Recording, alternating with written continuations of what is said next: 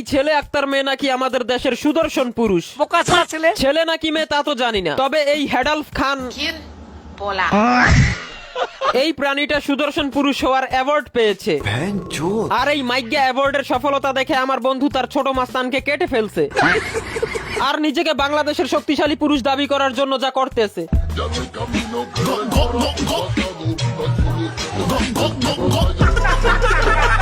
মানে ভাই এইটাও কি সুদর্শন পুরুষ? সুদর্শন পুরুষ দেখেন এই মাইগ্যা সাহা বগা ধন নাই বন্দুক কান্দে এর ফ্যাশন সেন্সের কারণে যারা একে অ্যাওয়ার্ড দিয়েছেন তাদেরকে আমি একটা কথাই বলবো,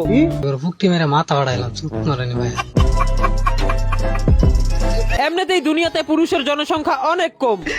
20টা বাচ্চা জন্ম হলে তার মধ্যে 15টা হয় মেয়ে আর 5টা ছেলে, আর ওই 5টা ছেলের মধ্যে 2টা হয় শারীরিক প্রতিবন্ধী আর কি বাংলাদেশের এভারেজ টিকটকার, আর একটা হয় এই টাইপের মুসাম্মদ জামিলা টাইপের মিক্স মাসালা।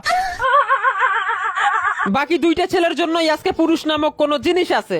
বর্তমান দুনিয়াতে পুরুষ একটা রেয়ার জিনিস হয়ে গেছে। তো পুরুষের নাম বিক্রি করে এইসব এল জেনারেশনের মাইগ্যাদেরকে প্রমোট করবেন না, নয়তো ভাই আমাদেরকে এই দেশ ছেড়ে চলে যেতে হবে।